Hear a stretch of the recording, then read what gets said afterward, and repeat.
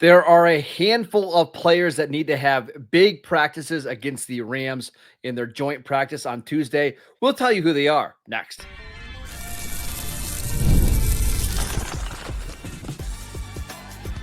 You are Locked On Cowboys, your daily Dallas Cowboys podcast. Part of the Locked On Podcast Network, your team every day. Welcome back to the Locked On Cowboys podcast, part of the Locked On Podcast Network, your team every day. We'd like to thank you for making us your first listen of the day. I am your host, Marcus Mosher. You can follow me on Twitter at Marcus_Mosher.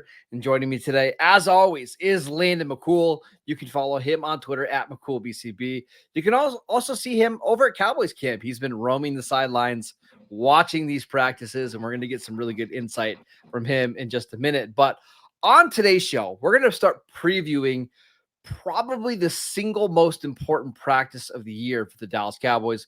They have a joint practice with the Rams on Tuesday. It's a big practice, Landon, because a lot of the starters like Dak Prescott and CeeDee Lamb and maybe even George Pickens won't play in the preseason. So this is their first chance to go up against somebody that's not wearing a star on their helmet. Yeah, I'll even pitch it bigger than that. I think it's not even just the most important practice. It's the most important single opportunity to evaluate these players that we're probably going to get in the preseason, especially for the guys that are actually going to be playing on Sundays for the Cowboys, right?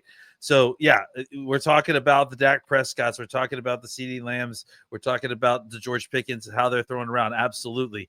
But I also think that there are some guys in the kind of middle tier, and lower tier of this roster that are going to be playing, that are going to have significant roles for this team that we haven't gotten any kind of evaluation on outside of the practices, practicing against Cowboys themselves. So this is a real opportunity for us to kind of prove the worth, if you will, like some of these guys who are lesser known commodities to the Cowboys exclusively than some of the other guys like CeeDee Lamb and George Pickens. Yeah, but let's start with the big name guys, because I have a hard time believing that the Cowboys are going to put Dak Prescott out in the preseason. And maybe he plays a series or two, maybe. We'll see.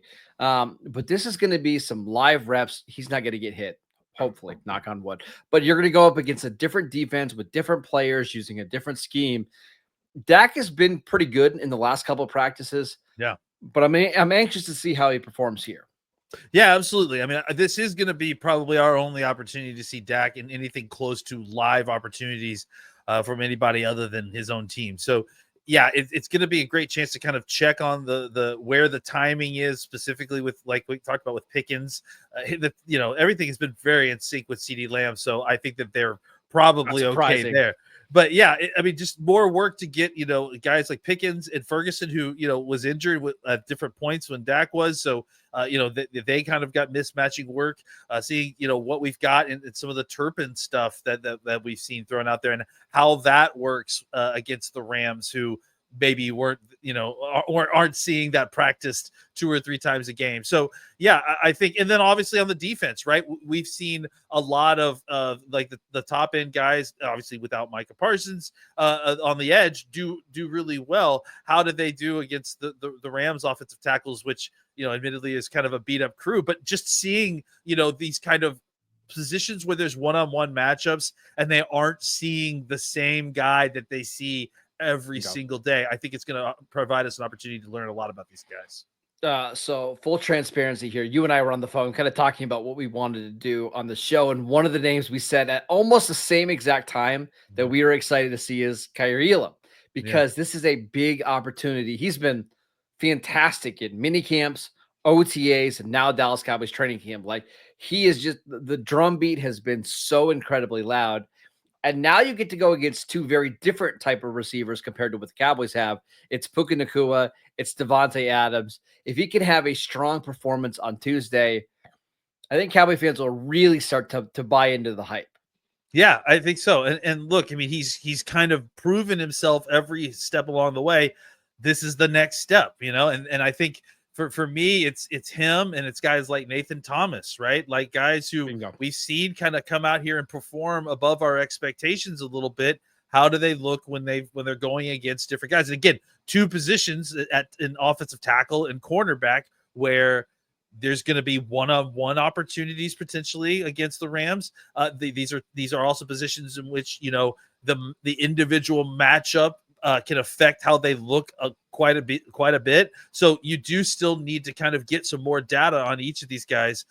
I think Elam, especially since so much is riding on that spot working out, I think there's stuff you could do to kind of help folks, but Elam is going to be exposed against Philadelphia. If he's not ready, this is going to be a nice test to see, hey, are you ready for other types of wide receivers? Can you repeat what you've been doing in OTAs, mini camps, and training camp against another team? Another guy that I wanted to mention is Tyler Booker for the number 12 overall pick. It's funny, we just haven't talked about him a lot during camp, and a part of it is because they haven't done a ton of one-on-one drills, right? And it's always hard when you have padded practices and the non-padded practices, and you can't really hit the quarterback, right? So it's sometimes hard to judge these guards a little bit, but I would expect we're going to get some one-on-ones. We'll get some team drills, and the Rams have a very good defensive line, including Braden Fisk. I'm anxious to see how Tyler Booker fares. Yeah, I mean, I think we'll see some one-on-ones, which aren't as necessarily as informative with the guards as much as other spots, but certainly at least getting us a look at how his feet are going to move in pass rush situations a little bit more, and then just the opportunity to just go against Braden Fisk in 11-on-11s, whatever those happen. I think is going to be really beneficial. Just to, again, get another look at a high-end defensive tackle going against your new young guard. So far, so good has been with Booker. We've seen. But I think it's time, again, just like some of these other guys. All right, we've seen it with all these guys. Let's take it up a notch and see what you can do against someone you're not as familiar with. Anybody else that you're really excited to watch in these in this joint practice? Well, we talked about Nathan Thomas, right, just a second ago, but I do think this is a really big practice for him as well, right? We don't really know exactly where the timeline is with Guyton and when he'll be back, but Thomas is clearly the guy that they're kind of grooming for that position, and I feel like he's done pretty well so far. I mean, all things considered, him being thrown into this situation. I will say that the one area where I'd like to see him continue to improve is in the passing off of stunts, working with the guard. He's been thrown into a difficult situation because of Tyler Smith's knee not being 100% healthy. He got a lot of work with Tyler early on, and then suddenly now he's having to work in with another younger guy. So I would like to see if Tyler Smith gets out there and they get a chance to kind of work with Nathan Thomas. How is he doing? Is he able to keep his head above water and work with the guard to kind of pass off some of these stunts? We're going to talk about some other players in a second, but you had a really interesting note on Lyall Collins, who you got to see out at practice on Monday. Give us your thoughts on old friend Lyall Collins. I mean, we joke all the time about best shape of his life, right? Like, no doubt, Lyall Collins is in the best shape of his life. Like, it's crazy. I mean, I remember when Lyall Collins got drafted, and I remember when he was playing at his best, and he was in pretty good shape. And then eventually he had an injury. He kind of didn't recover from it really well. He kind of just lost the ability to kind of maintain a stable weight. Went to Cincinnati, kind of was on and off the field for them. And then came back to the Cowboys and just didn't look like the same person. Like, he had put on all this weight. This is not the same guy. He had a V. He had a V in his body when we saw him at camp today. He actually looks even more svelte than steel. So, look, I don't know what it means, but I know that he's played a lot of snaps in the NFL. And if he can kind of maintain that really good footwork that we saw early in his career, if he can get some of that back. I'm not saying this is a guy's penciling in as a starter, but he could be a very useful player, certainly for a team that is also missing an offensive tackle currently right now. Yeah, and Brian Schottenheimer said he's going to work at right tackle and guard. I'm just curious to see where he lines up. And like, if it's tackle, and I'm guessing it is because that's where he's played the most of his snaps in the NFL. How does he look on that right side? And it's that hey, maybe we can have an old battle again between Lyall Collins and Terrence Steele. That was fun. Like, how many years ago was that? Round 3 or whatever this is now between those two. I mean, listen, he's just loves football. Clearly, he's coming back because he wants to play some more. He clearly's worked incredibly hard to get his body back in shape. So I'm excited to see what he can do out there. Yeah, absolutely. All right, let's talk about a couple players who have had maybe less than stellar training camps so far that really need to step up on Tuesday. We will get to that next. This episode is presented by Yahoo Fantasy. It's the best time of the year. NFL kickoff is almost here, and that means fantasy football season is back in full swing. And this year, Yahoo Fantasy is turning things up with a fantasy football experience like never before. This year, Landon and I are playing on Yahoo Fantasy, and you should too, whether you're a first timer or a veteran making your millionth league. And to celebrate 28 years of fantasy football greatness, Yahoo Fantasy is dropping 28 big new features over 28 days throughout August. And to kick it off, they dropped a new Yahoo Fantasy Guillotine League, a killer new way to play fantasy football on Yahoo, where the lowest scoring team gets eliminated each week until there's only one team left standing. With the new season just around the corner, now's the time to get your league together and give this new mode a try. And if you're into more of the classics, you can still play the head-to-head private leagues, or you can join a public league. Stay tuned for more killer announcements and start playing Yahoo Fantasy Football now at yahoofantasy.com/LockedOnNFL. Welcome back to the Locked On Cowboys podcast. We'd like to thank you for making us your first listen of the day. By the way, if you've never played in a guillotine league, it's a lot of fun. I started doing it a couple of years ago. It makes every single week super, super stressful. So try it out over at Yahoo Fantasy.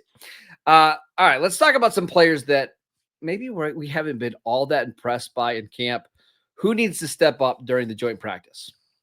Yeah, I mean, one guy who's been provided an opportunity, and we've talked about positively all offseason, had a great year last year, it felt like, who I just feel like hasn't played as well as I expected him to this training camp, is Asim Richards.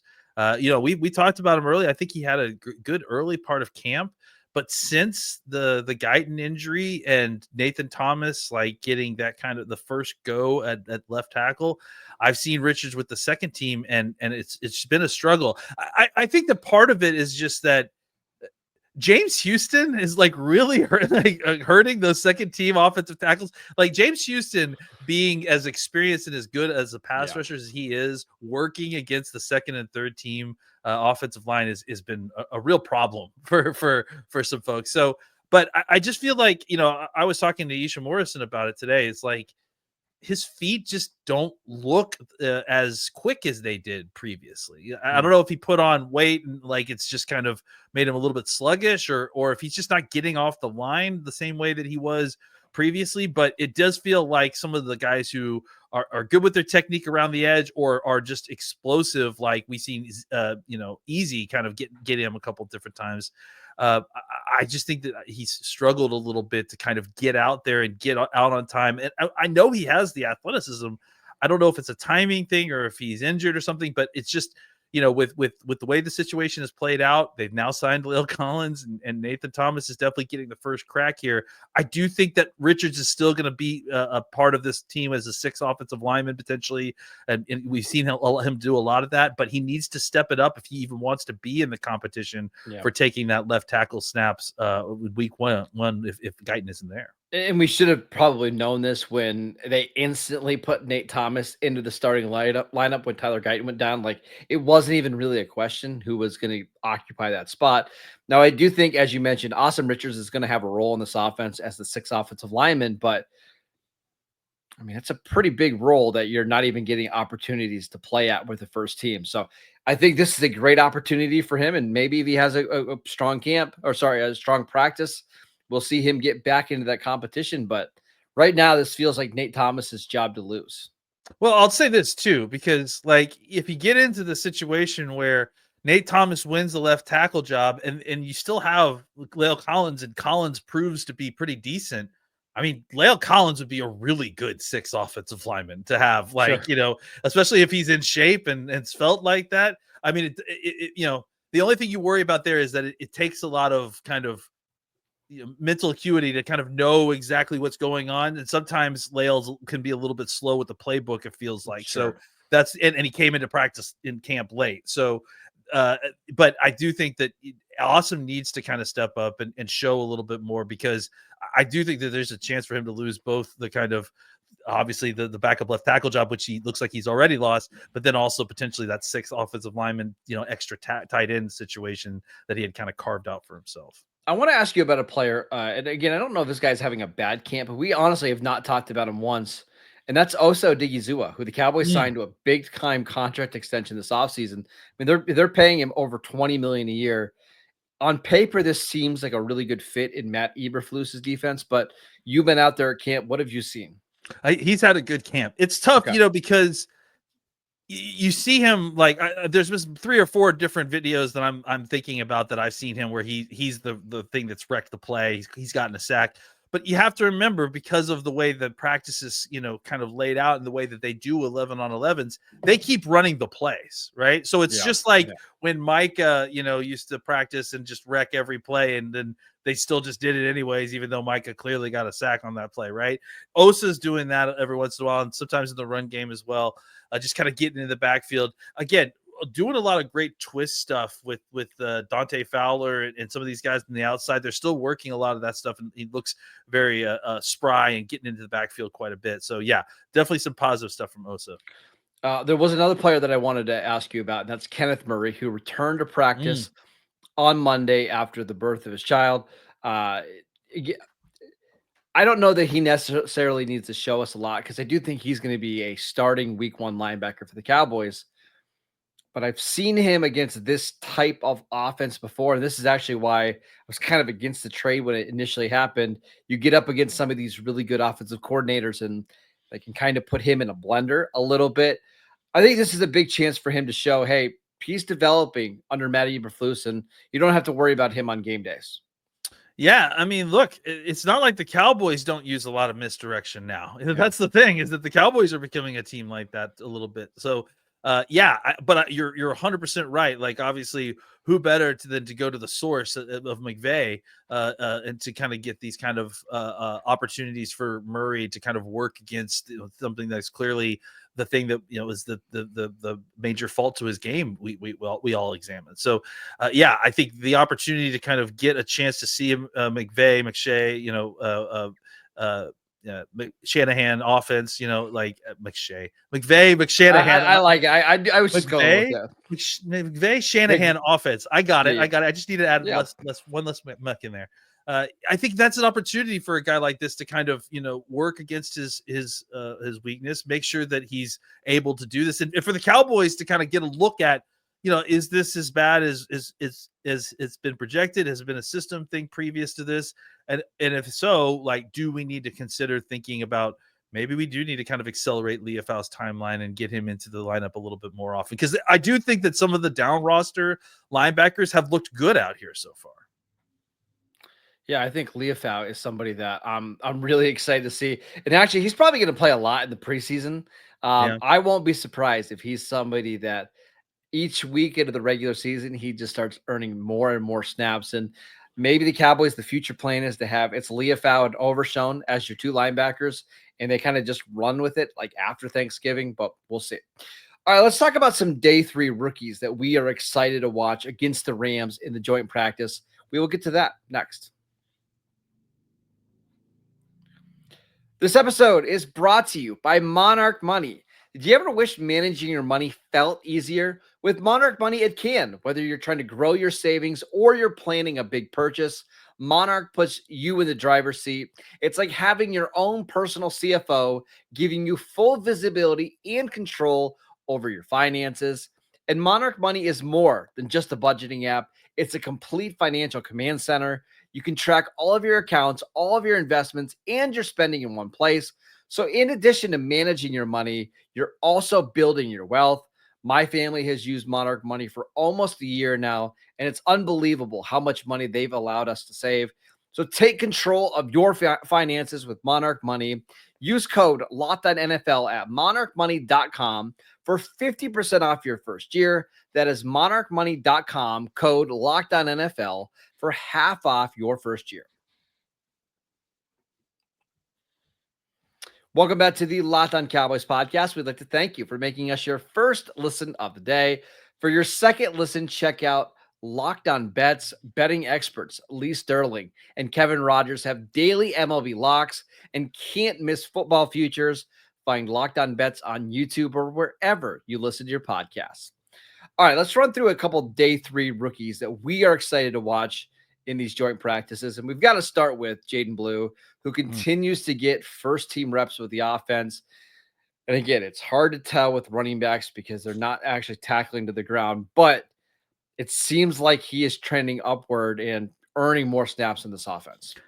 Yeah, it'll be interesting to see if we might actually even get some fully live reps. We don't know. We haven't heard anything about this yet, but that is something that it gets featured in these practices. If they, it's usually a thudded up practice at minimum, and then they try to do a session where it's fully to the ground tackling, and those are going to be interesting looks for us to see, kind of specifically for things like Jaydon Blue and another guy we'll talk about in a second, Phil Mafah, but Blue specifically because he's going to be a guy that's clearly going to have a role in this offense, and I don't worry about Phil Mafah at 6'1", 238 pounds or whatever his weight is.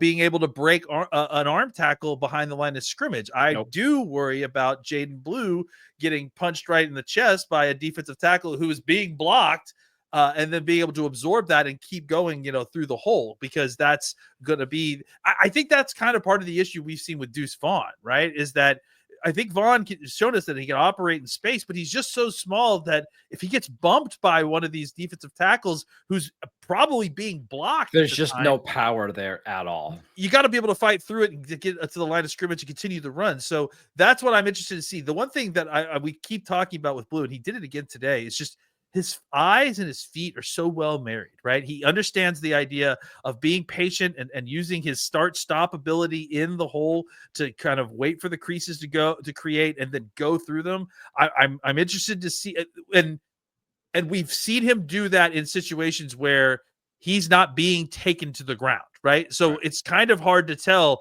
is he making it through the trash without being knocked down by a guy who's attempting to tackle him? Now we're going to actually get to see, is he still able to pull this off when guys are fully able to try to push him to the ground or hit him to the ground? I'm very, very interested to see how he does in this practice tomorrow. Yeah, I mean, I'm excited to see him in the preseason. And I got to assume we're going to see him a lot because Miles Sanders isn't going to play on Saturday. At least we don't think. Javonte Williams, I would be shocked if he plays at all. Deuce Vaughn continues to deal with some kind of lower body injury. I think it's a hamstring injury. So we won't see him. So it's really probably going to be Jaydon Blue and Phil Mafah getting most of the work in preseason. And honestly, they need it. But I'm also really excited to see how they can perform there. Yeah, it should be a really fun opportunity to actually see them in this practice. And then, yes, also on Saturday of the game, those guys are going to get a lot of play, maybe more so than some of these other folks that we're going to talk about. And real quick, you said, I know you were watching Phil Mafah, I believe, on Saturday's practice, and you were impressed by what you saw. Can you just kind of give the listeners, maybe who aren't quite familiar with Phil Mafah's game, what you've seen out at practice? Yeah, I mean, just I think the improvement that we've seen is just his more decisiveness, right? Like just hitting the hole with more forward lean, with more aggressiveness. He's a big body guy who runs very upright. But the one thing about him that I really like is that he's able to kind of stay patient, and he's able to kind of get skinny through the hole, and he's able to get through the creases despite being a big back. And because he's so big, he absorbs contacts really well. And I mean, it sometimes can be brutal because he's so upright. He may not have a very long NFL career because of that. But as it stands right now, he's able to maintain balance through trash and continue to move forward and absorb contact while he's working his way, to 3 and 4 yard gains. I don't know if he'll ever be a breakaway back type guy, but I think as a guy that if you're running power, you're running some zone, he's going to be a guy who, if you block 4, he can probably get you 5. He can give you 6. Like, he can get you an extra yard or 2 right now. Like, and then with the hopes that he develops into maybe even more of a tackle breaker, maybe a little bit more speed, and a guy that could potentially be, a part of a rotation in the future. All right, one more day 3 rookie that we're excited to watch. Actually, 2. I just want to mention Shamar James, started the linebacker. Starting to work more with the first team. But Jay Toya, the defensive tackle from UCLA, Cowboys need a big body defensive tackle. He's gotten some work with the first team defense as well. But the Rams have a very strong interior offensive line. I want to see how he handles the run in that part of the game. Yeah, unfortunately, Mozzie left the practice today with what looks to be some kind of lower body thing. I don't know. We Sore don't know knee. how serious. Is that what it is? Yep. Okay, good. I was glad to hear that we got a diagnosis, which means that he may not play in the practice tomorrow. We don't know exactly what the situation is for the game, but that means that, you know, when you've got Osa Digizua just got a big new contract, you know, Thomas is a little bit, you know, longer in the tooth. Toye is going to get a lot of opportunity with the King Basote to play a lot of snaps in these games. And Toye especially is a guy that needs to do well because he's trying to carve a role out on Sunday for the Cowboys. Look at you just nailing the Tommy King Basote, just named, like, no big deal. Whatever I know I'm going to talk about on the podcast, I've got to work on it for like 2 days. So it's always really well. But yeah, Toye is a guy that I'm really excited to watch because they need somebody like him to come and give them 15 snaps a game, 12 snaps a game. It seems like he's performed pretty well in camp. Yeah, I mean, I'm pleasantly surprised so far with what we've seen. I was a big fan of his, like, coming in, but I think he's shown that that maybe he could be a guy that, especially maybe early on, could be that big body that you feed, you know, 10, 12 snaps. The question is like, can he be anything more than that? You know, like, do you want him getting any more snaps than just kind of early down, clear rundown, potential rundown situations? That's where I think we're at right now. Is he's clearly earned a spot on a team, probably earned a spot on the game day roster. The question is, like, can he expand that role, or are they going to need to go out and get a veteran DT at some point in the, you know, second or third week in the regular season?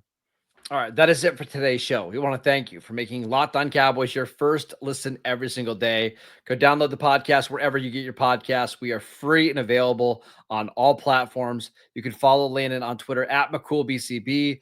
I'm at Marcus_Mosher. Enjoy the joint practice, and we will be back on Wednesday to break it all down.